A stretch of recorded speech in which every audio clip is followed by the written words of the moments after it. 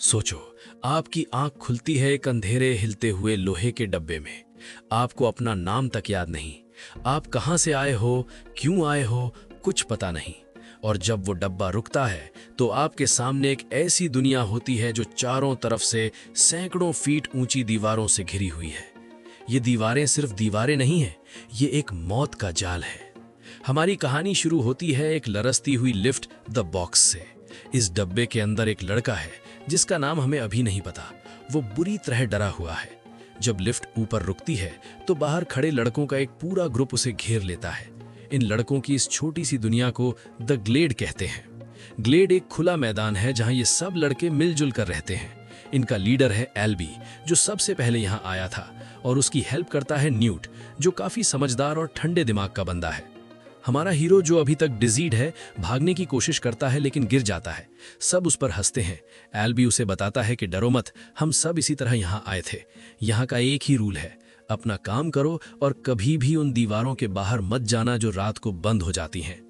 अगली सुबह थॉमस, जो अब अपना नाम याद कर चुका है, एल्बी ग्लेड का टूर कराता है। थॉमस देखता है कि ग्लेड के चारों तरफ पत्थर की इतनी ऊंची दीवारें हैं कि आसमान नजर नहीं आता। इन दीवारों के बीच में एक रास्ता है जो दिन में खुलता है और रात को बंद हो जाता है। एल्बी समझाता है कि वो बाहर द मेज है, भूल भुलैया।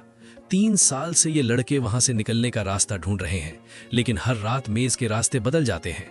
मेज में जाना सिर्फ रनर्स का काम है, क्योंकि वो सबसे तेज और हिम्मत वाले हैं। उनका लीडर है मिन्हो। थॉमस के दिल में अजीब सी हलचल है। उसे लगता है कि वो यहाँ पहले भी आ चुका है। उसे मेज के अंदर जाने का जुनून सवार हो जाता है, लेकिन न्यूट उसे वार्न करता है, वहां मौत है थॉमस। थॉमस को जल्द ही पता चलता है कि मेज में सिर्फ रास्ते बदलने का खतरा नहीं है, वहां ग्रीवर्स रहते हैं, आधे मशीन और आधे जानवर जैसे खौफनाक साए जो रात के अंधेरे में शिकार करते हैं। एक दिन एल्बी और मिन्हो मेज के अंदर एक जख्मी रनर को ढूंढने जाते हैं। सूरज ढलने वाला होता है लेकिन वो वापस नहीं आते। सब लड़के दरवाजे पर खड़े उनका इंतजार कर रहे होते हैं। आखिरी लम्हे में मिन्हो नजर आता है, जो बेहोश एल्बी को घसीट रहा होता है। दीवारें बंद होने लगती हैं। मिन्हो रास्ते तक नहीं पहुंच सकता था। थॉमस सबके मना करने के बावजूद आखिरी सेकंड में मेज के अंदर छलांग लगा देता है। दरवाजा बंद हो जाता है। अब थॉमस, मिन्हो और बेहोश एल्बी मेज के अंदर फंस चुके हैं और रात शुरू हो चुकी है। मिन्हो डर जाता है। वो कहता है कि रात को मेज में कोई नहीं बचा, हम मरने वाले हैं। वो एल्बी को छोड़कर भागने की कोशिश करता है, लेकिन थॉमस हिम्मत नहीं हारता। वो एल्बी को दीवार पर लटकी हुई बेलों की मदद से ऊपर खींचता है ताकि ग्रीवर्स उसे ढूंढ ना सकें। तभी पहली बार हम ग्रीवर को देखते हैं। एक अजीब सी चीख, लोहे के रोने की आवाज और बिखरा हुआ लाश और मशीन का जिस्म। थॉमस उसका पीछा करता है। वो डरता नहीं बल्कि दिमाग इस्तेमाल करता है। वो ग्रीवर को एक ऐसे रास्ते में फंसाता है जहां दीवारें बंद हो रही होती हैं। क्रंच, ग्रीवर कुचल जाता है। थॉमस और मिन्हो ने वो कर दिखाया जो 3 साल में किसी ने नहीं किया था। उन्होंने ग्रीवर को मार दिया और मेज में एक रात जिंदा गुजार ली। जब सुबह दरवाजा खुलता है, सब लड़के हैरान रह जाते हैं। थॉमस हीरो बन चुका है, लेकिन गैली, जो काफी गुस्सैल और पुराने ख्यालात का है, उसे खतरा समझता है। वो कहता है कि थॉमस ने मेज के रूल्स तोड़े हैं और उसे सजा मिलनी चाहिए। इसी बहस के दौरान लिफ्ट दोबारा ऊपर आती है, जो कि नामुमकिन था क्योंकि लिफ्ट महीने में एक ही बार आती है। इस बार डब्बे में एक लड़की है, तरीसा। उसके हाथ में एक नोट है, she is the last one ever. ये आखिरी है, हमेशा के लिए। तरीसा को होश आता है तो वो सबसे पहले थॉमस का नाम लेती है। थॉमस को फ्लैशेस आते हैं। ख्वाब में उसे वही लड़की और एक लैब नजर आता है जहां उन पर एक्सपेरिमेंट्स हो रहे थे। एक और अजीब चीज मिलती है। ग्रीवर के अंदर से एक इलेक्ट्रॉनिक डिवाइस मिलती है जिस पर WCKD लिखा होता है। थॉमस और मिन्हो मेज के उस हिस्से में जाते हैं जहां से वो ग्रीवर आया था। उनकी डिवाइस एक रास्ते की तरफ इशारा करती है, सेक्शन 7। उन्हें एक सीक्रेट रास्ता मिलता है जो मेज से बाहर जाता है, लेकिन वहां ग्रीवर्स का डेरा है। वापस ग्लेड में हालात बिगड़ चुके हैं। एल्बी को ग्रीवर ने काट लिया था और वो पागल हो रहा है। थॉमस उसे वही इंजेक्शन लगाता है जो तरीसा के साथ लिफ्ट में आया था। एल्बी को सब याद आ जाता है। वो रोता है और कहता है, मैंने तुम्हें देखा था थॉमस, तुम उनके साथ थे। गैली भड़क उठता है।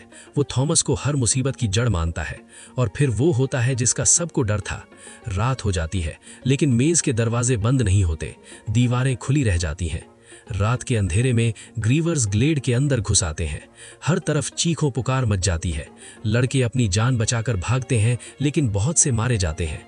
एल्बी, जो अब होश में था, खुद को कुर्बान कर देता है ताकि बाकी बच सकें।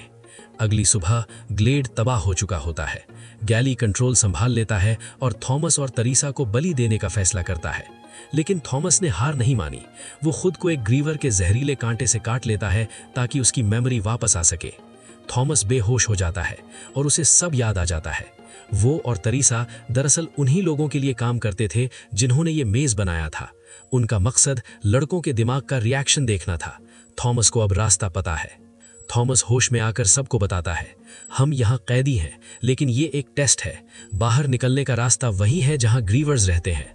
न्यूट, मिन्हो और कुछ और लड़के थॉमस का साथ देते हैं, लेकिन गैली और उसके साथी वहीं रुकने का फैसला करते हैं। थॉमस की टीम मेज के अंदर दौड़ती है। वो ग्रीवर होल तक पहुंचते हैं। वहां एक खौफनाक लड़ाई होती है। कई लड़के अपनी जान गंवा देते हैं। थॉमस और तरीसा मेज का कोड एंटर करते हैं, जो मेज के सेक्शंस के बदलने की सीक्वेंस थी। आखिरी लम्हे में एक बड़ा दरवाजा खुलता है और वो सब एक टनल में गिर जाते हैं।